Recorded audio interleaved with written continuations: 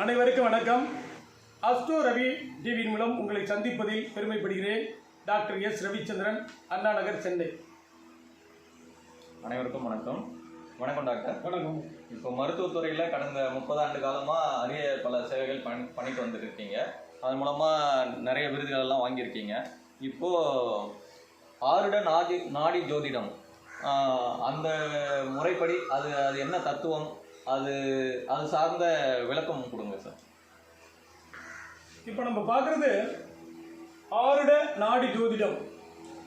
சித்தர் கலைகளில் பல்வேறு விதமான கலைகள் இருக்கின்றன. அவற்றில் ஒன்றுதான் ஜோதிட கலை. நாம் எதிர்காலத்தை அறிந்து கொள்ளக்கூடிய ஒரு அற்புதமான கலைதான் சித்தர்களால் கண்டுபிடிக்கப்பட்டு நடைமுறையில் இருந்து வருகின்ற ஜோதிட கலை.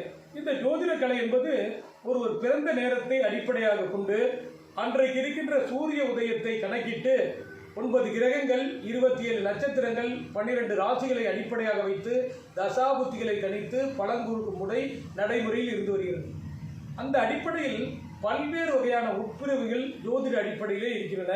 ஆருட ஜோதிட முறை, இன்று பல்வேறு ஜோதிட நாடி ஜோதிட முறை இப்படியெல்லாம் இருக்கின்றன. நாம் பார்க்கின்ற தலைப்பானது ஆருட நாடி ஜோதிடம். இதை பார்க்க வருபவர்கள் ஜாதகம் இருக்க வேண்டிய அவசியமில்லை.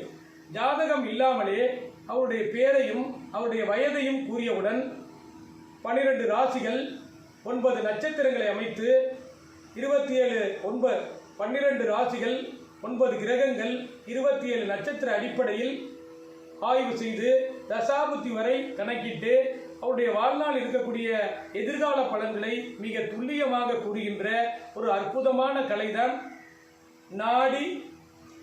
ஆருட நாடி ஜோதிடம். இதை ஜோதிடம் கற்றவர்கள், ஜோதிடத்தை பற்றி அறிந்தவர்கள், அவர்களுக்கு தான் எளிமையாக நாங்கள் கற்றுக் கொடுக்குறோம். அவர்கள் கற்றுக்கிட்ட அவற்று பலன் கேட்க வருபவர்களுக்கு இந்த முறையை பயன்படுத்தி எளிமையாக முழுமையாக வாழ்நாள் பலன்களை எடுத்துரைப்பதற்கு இன்றைய காலகட்டத்தில் மிகவும் உதவியாக இருக்கும். இதை பார்க்குறோம் அப்படிங்கிறத ஒரு எடுத்துக்காட்டுடன் உங்களுக்கு விளக்குறோம். இப்போ பார்த்தீங்கன்னா இது மாதிரி 12 கட்டங்களை போட்டுருவோம். இது மாதிரி 12 கட்டம். இந்த 12 கட்டத்திற்குள்ள 9 கிரகங்களை அமைச்சிருவோம். இப்போ பார்த்தீங்கன்னா கும்பத்தில் குரு அப்படிங்கிற கிரகத்தினுடைய அமைப்பு கும்பத்தில் போடுறோம். சனி அப்படிங்கிற கிரகத்தை கடகத்தில் சனியை போடுறோம். சூரியனை சிம்மத்தில் சூரியனை போடுறோம். புதனை துலாகத்தில் போடுறோம். சுக்கிரனை விருச்சிகத்தில் போடுறோம். 9 கிரகங்கள் எந்த இடத்துல வேணாலும் போடலாம். இந்த ராகு கேதுகள் 7க்கு 7, ராகு தனுசு, கேது மீனத்தில் போடுது. அப்படியே பார்த்தீங்கன்னா சந்திரனை தூக்கி மேசத்தில் சந்திரனை போடுறோம். அது மாதிரி போட்டுக்கிட்டே வந்தோம்னா இப்போ பாருங்கள் 1 2 3 4 5 6 7. இப்போ 3 6. அதே போல் சுக்கிரன், சூரியன், சந்திரன், புதன், இந்த கிரகங்கள்லாம் சனி, ராகு, கேது, செவ்வாய் போட்டிருக்கு. செவ்வாயை பார்த்தீங்க அப்படின்னா ரிஷபத்தில் போட்டோம். அப்போ 9 கிரகங்களையும் 12 ராசிகளை ஏதாவது ஒரு இதில் தனித்தனியாக போட்டு விட வேண்டும். அடுத்தது இந்த கடித பிறவி 4 நம்பரை தேர்ந்தெடுப்போம். இப்போ இவருக்கு பார்த்தீங்கன்னா 4 7 3 2 இந்த நம்பரை தேர்ந்தெடுக்கிறோம். இந்த நம்பரை வச்சு தான் லக்னத்தை கண்டுபிடிக்கிறோம். எல்லாருக்கும் ஒரே நம்பர் இல்லை, இந்த சூழ்நிலைக்கு தகுந்தவரை நம்பர்கள் மாறும். அப்போ இந்த நம்பரை வச்சு தான் நம்ம லக்னம் கண்டுபிடிக்கிறதுக்கு பயன்படுது. இந்த அடிப்படையில் இப்போ பார்த்தீங்கன்னா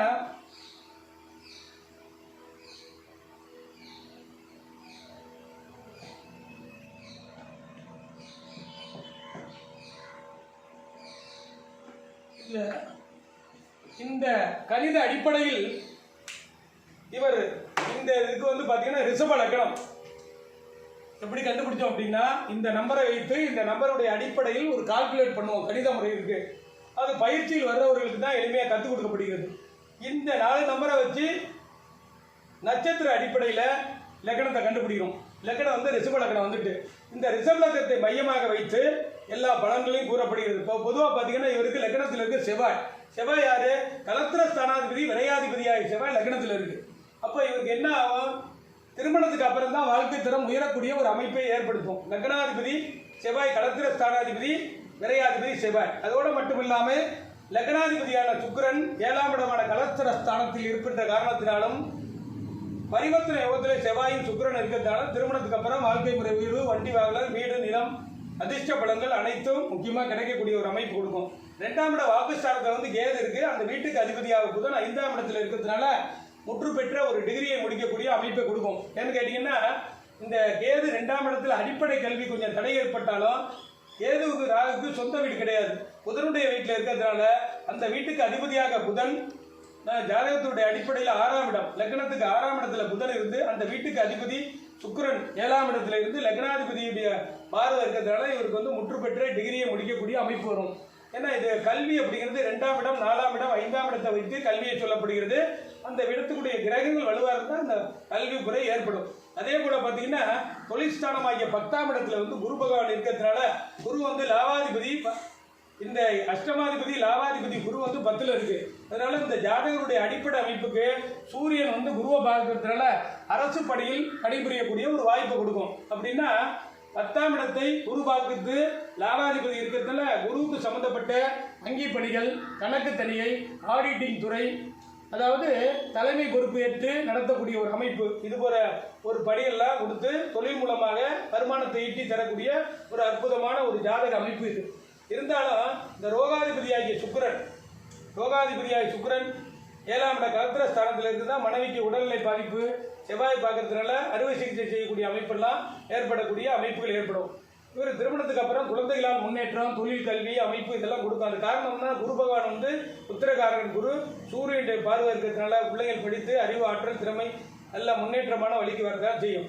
ஆக இது போல ஜாதக கணிதங்களை முழுமையாக லக்னம், 2ஆம் இடம் குடும்பஸ்தானம், வாக்குஸ்தானம், தனஸ்தானம், 3ஆம் இடம் தைரியஸ்தானம், அதே மாதிரி சிறு பிரயாணங்கள், ஆள்கள் வைத்து வேலை செய்யக்கூடிய இடம், 3ஆம் இடத்தை போகசுகம், பூரிப்பு, ஆளடிமை, ஆனசிறை என்று சொல்லுதல், 4ஆம் இடம் சுகஸ்தானம், வீடு, மனை, வண்டி, வாகனங்கள், தாயாரை பற்றி கூறக்கூடிய இடம், 5ஆம் இடம் புத்திரஸ்தானம் என்று சொல்லக்கூடியது, போன ஜென்மத்தில் புண்ணிய பலன்களை பிரதிபலிக்கக்கூடிய இடம், வணங்கக்கூடிய குலதெய்வத்தை பற்றி சொல்லக்கூடிய இடம், மனதுக்குடைய இடம், 6ஆம் இடம் ரோகம், வழக்கு, வம்பு, கடன், தொல்லை, பிரச்சனைகள், வெற்றிகள் இவற்றெல்லாம் கூற இடம், 7ஆம் இடம் கலத்திரஸ்தானம், நண்பர்களை பற்றி கூறக்கூடிய இடம், 8ஆம் இடம் விபத்து, ஆயில் மற்றும் பாதிப்புகளை பற்றி சொல்லக்கூடிய இடம், 9ஆம் இடம் தகப்பனாருடைய பற்றி சொல்லக்கூடியது, தூர தேச பிரயாணங்களை பற்றி சொல்லக்கூடியது, திடீர் அதிர்ஷ்டத்தை பற்றி சொல்லக்கூடிய இடம், 10ஆம் இடம் கர்மஸ்தானம், செய்யக்கூடிய கர்மங்கள், தொழில்கள், அதனால் ஏற்படக்கூடிய நன்மை, தீமைகள் இவைகள் எல்லாம் 10ஆம் இடம். 11ஆம் இடம் லாபஸ்தானம், மூத்த சகோதர ஸ்தானம் என்று சொல்றது. 12ஆம் இடம் என்னென்ன விரைய செலவுகள் செய்யுமோ அதான்.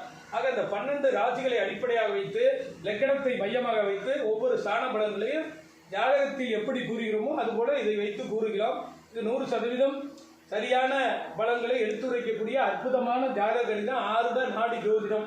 இந்த அடிப்படையை ஜாதகம் கற்றவர்களுக்கு எளிமையாக 2 நாள் பயிற்சியில் முழுமையாக கற்றுத்தரப்படுகிறது. ஜாதகம் இல்லாதவர்கள் 5 நாள் பயிற்சியாக அடிப்படை ஜாதகங்களை கற்றுக் கொடுத்து முழுமையாக கற்றுத்தரப்படுகிறது. இதற்கு அடுத்தபடியாக தசாபுத்தியும் இதன் மூலம் கணிக்கிறோம். இதுவரை பார்த்தீங்கன்னா இவருக்கு இப்போ நடக்கிறது வந்து ராகு தசை புத்தி அப்படின்னு எடுத்துக்கிட்டா செவ்வாய் புத்தி. இந்த அடிப்படையில் இப்போ என்ன ராகு எங்கே இருக்காரு, 8ஆம் இடத்துல இருக்காரு, செவ்வாய் புத்தி 6ஆம் இடத்துல இருக்கு. இப்போ கொஞ்சம் டயம் சரியில்லாத சூழ்நிலையில் இருக்குது. அதுக்கப்புறம் குரு புத்தி வரும்போது முன்னேற்றங்கள் ஏற்படும். இப்படி ஒரு ஜாதகத்தை வைத்து பலன் கூறுகின்ற அடிப்படை தத்துவத்தின் அடிப்படையில் இந்த ஆருட நாடி ஜோதிட அடிப்படையில் 9 கிரகங்கள், 12 ராசிகள், 27 நட்சத்திரங்களை அடிப்படையாக வைத்து ஒருவருடைய பெயரையும் வயதையும் கேட்டவுடன் ஜாதகம் கணித்து பலன் கூறக்கூடிய முறைதான் ஆருட நாடி ஜோதிட முறை. இந்த முறையை அனைவரும் தெரிந்து கொள்ள விரும்புவோர் தொடர்பு கொள்ளலாம். நாங்கள் பயிற்சியும் அவர்களுக்கு கற்றுத்தர்றோம். ஆனால் ஜோதிடம் தெரிந்தவர்கள் எளிமையாக கற்றுச் சொல்லலாம். ஜோதிடம் தெரியாதவர்கள் 5 நாள் பயிற்சியாக அடிப்படை ஜோதிடத்தை கற்றுக் கொடுத்து இந்த கலையை கற்றுத் தருகின்றோம். 30 ஆண்டுகளாக இந்த துறையில் நம்ம வந்து நிறைய பேர் கற்றுக்கொள்ள வேண்டும். பல்வேறு ஆராய்ச்சிகள் 30 ஆண்டுகளுக்கு முன்னாடியே ஜோதிடம், ஆருட பயிற்சி இவையெல்லாம் முறைப்படி கற்றுக்கொண்டு பல்வேறு ஆர்டிகள் பல ஜோதிட நூல்கள் எழுதப்பட்டிருக்கிறோம். அதற்கு அடிப்படையாக அக்குப்ரெஷர், அக்குபஞ்சர், ஃபுட்பிளக்கால் போன்ற பல்வேறு கதைகளை சென்னை அண்ணா நகரில் ரெங்கா அக்குபஞ்சர் அறக்கட்டளை மூலமாக பயிற்சியும் சிகிச்சையும் அளித்து வருகின்றோம். பல்வேறு கலைகளை கற்றுத்தருகின்றோம். இந்த அடிப்படையில் இன்றைய கால சூழ்நிலைக்கு ஏற்றாற்போல் அனைவரும் எதிர்காலத்தை அறிந்து நலம் பெற வேண்டும் என்ற அடிப்படையில் சித்தர் கலைகளில் ஒன்றான ஆருட நாடி ஜோதிட பயிற்சியை கற்றுத்தருகின்றோம். அனைவரும் கற்று பயின்ற அன்புடன் கேட்டுக்கொள்கிறேன். நன்றி, வணக்கம். Doctor S. ரவிச்சந்திரன், அண்ணா நகர், சென்னை.